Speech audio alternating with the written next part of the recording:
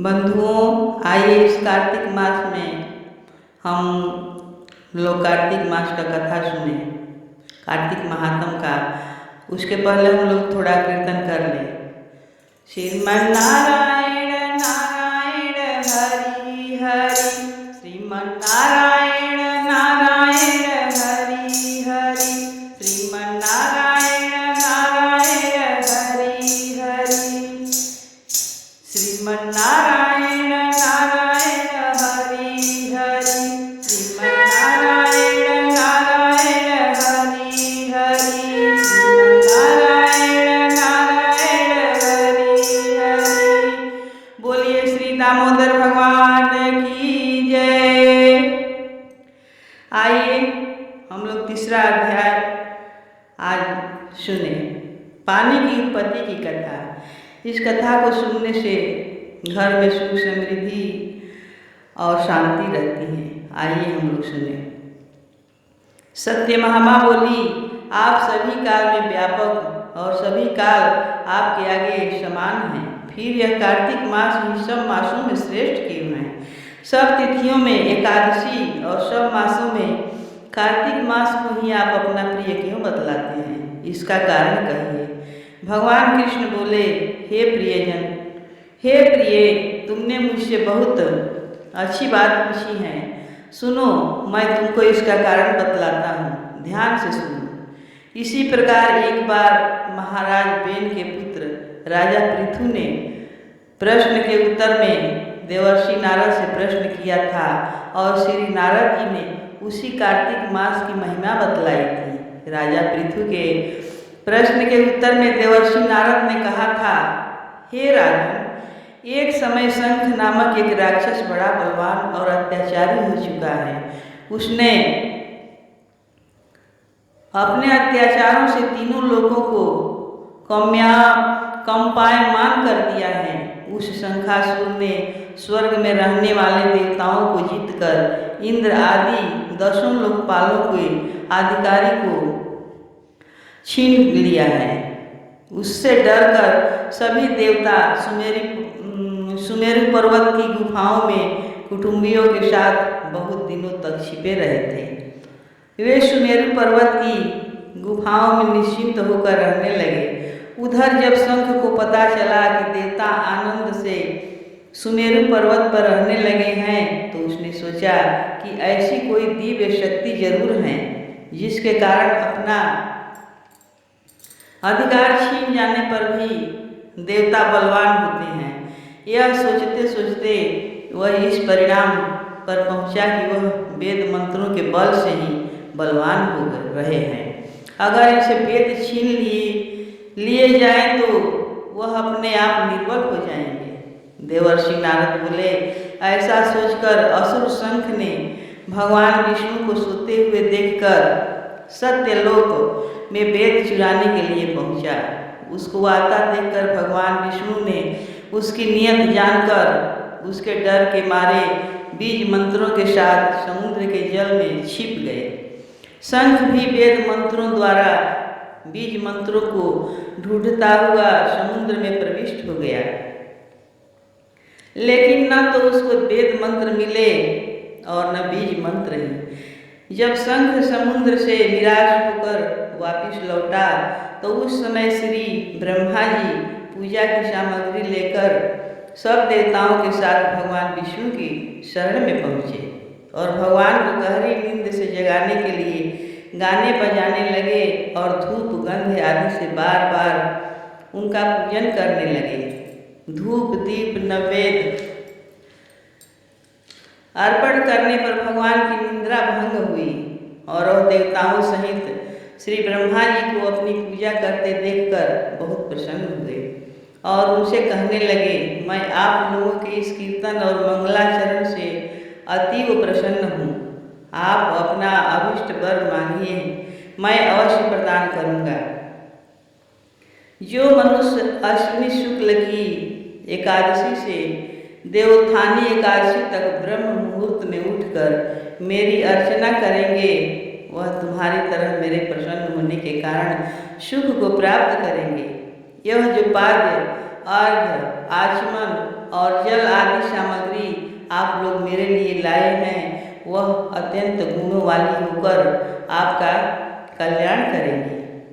शंख जो वेद चुरा कर ले गया है, सब के सब समुद्र में ही हैं। मैं उस शंखासुर को मारकर ले आता हूँ। आज से मंत्र बीज और वेदों के साथ चारों वेद प्रति वर्ष कार्तिक मास में जल में विश्राम किया करेंगे। अब मैं मत्स्य का रूप धारण करके समुद्र में जाता हूँ और आप लोग भी ऋषि महर्षियों को साथ लेकर मेरे साथ चलें। जो कार्तिक मास में पहर रात्रि पहले स्नान करते हैं वे निश्चय ही अक्षय फल को पाते हैं। वह अज्ञात में अमृत स्नान का फल प्राप्त करते हैं। हे देवेंद्र, जो कार्तिक मास में व्रत करते हैं उन्हें सब प्रकार से धन, पुत्र, पुत्री आदि देते रहना, उन्हें सब आपत्तियों से बचाते रहना।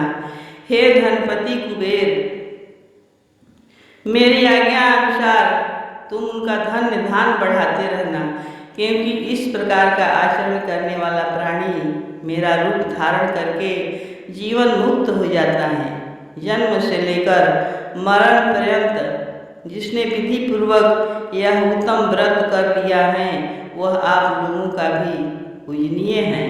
आप लोगों ने मुझे कार्तिक शुक्ल एकादशी तिथि को जगाया है, इसलिए यह एकादशी मान्य है और मुझको बड़ी प्रिय है। हे देवताओं, यह दोनों व्रत नियम पूर्वक करने से प्राणी मेरे समीप पहुँचते हैं। इन व्रत के करने से जो फल मिलता है वह अन्य व्रतों से नहीं मिलता। इसलिए हर मनुष्य को सुखी और निरोग रहने के लिए कार्तिक महात्मा और एकादशी कथा सुनते हुए उपयुक्त नियमों का पालन करना चाहिए। बोलो दामोदर भगवान की जय। चौथा अध्याय, चातुर्मास के नियमों का वर्णन। नारद जी बोले, ऐसा कहकर भगवान विष्णु मछली का रूप धारण किया विंध्याचल पर्वत पर तप कर रहे महर्षि कश्यप की अंजलि के जल में जा पहुँचे। महर्षि कश्यप ने दया करके उसे अपने कमंडल में रख लिया। जब उसने बड़ा रूप धारण किया तो उन्होंने उसे कुएं में डाल दिया। जब कुएं में भी वह न समा सकी तो उसने उसे तालाब में फेंक दिया, और जब वो तालाब में न आ सकी तो उन्होंने उसे समुद्र में डाल दिया। वह वहाँ पर भी बढ़ने लगी।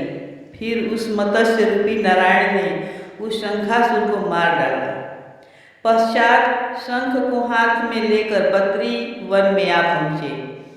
बद्री नारायण में आकर उन्होंने सब ऋषि व महर्षियों को बुलाकर आज्ञा दी कि पानी में इधर उधर फैले हुए वेदों को ढूंढो और उन्हें शीघ्र मिलाकर मेरे पास लाओ। तब तक मैं देवताओं के साथ ही प्रयागराज में ठहरा हूँ। इसके बाद सब ऋषि महर्षियों ने इन सब बीजों, सब वेद मंत्रों को ढूंढ निकाला। उन वेदों में जो जो भाग जिस ऋषि को मिला वह उसी का हो गया। उस भाग के उसी दिन से वह ही ऋषि कहलाए। सब वेदों को लेकर ऋषि महर्षि प्रयागराज में आए और उन्होंने ये सब भगवान विष्णु और ब्रह्मा जी को समर्पित कर दिए।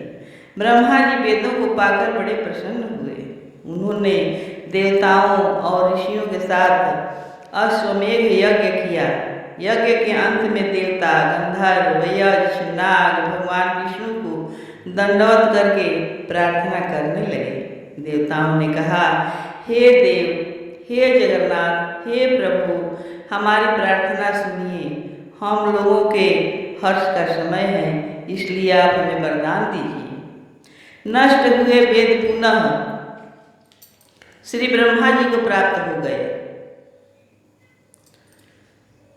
हे लक्ष्मीपते, आपकी अनुकंपा से हम देवताओं को यज्ञ का भाग भी मिला है, यह स्थान आपके प्रसाद से आज पृथ्वी भर में सर्वप्रधान पुण्य को बढ़ाने वाला, मुक्ति तथा भक्ति को प्रदान करने वाला हूँ। ब्रह्म हत्या आदि पापों का नाश करने वाला, परम पवित्र और अक्षय फल देने वाला हूँ। यह वरदान हमें दीजिए। भगवान विष्णु ने कहा, जो कुछ आप लोगों ने कहा वह मेरा भी ध्येय है। जैसा आप लोगों ने कहा है कि यह स्थान आज से ब्रह्म क्षेत्र के नाम से पुकारा जाएगा, इस स्थान पर गंगा जी व सूर्य पुत्री यमुना जी का संगम होगा। मैं श्री ब्रह्मा जी सहित यहाँ पर निवास करूँगा। यहाँ पर किया हुआ जप तप दान तथा महान फलदायक होगा। पहले जन्म में किए हुए पाप, ब्रह्म हत्या आदि भी इस तीर्थराज में स्नान करने से नष्ट हो जाएंगे। जो लोग अपने पिता आदि को यहाँ लाकर तर्पण करने और श्राद्ध करेंगे, उनके पिता मेरे स्वरूप को प्राप्त करेंगे। वह तीनों प्रकार की मुक्ति को प्रदान करेंगे। प्राप्त करेंगे।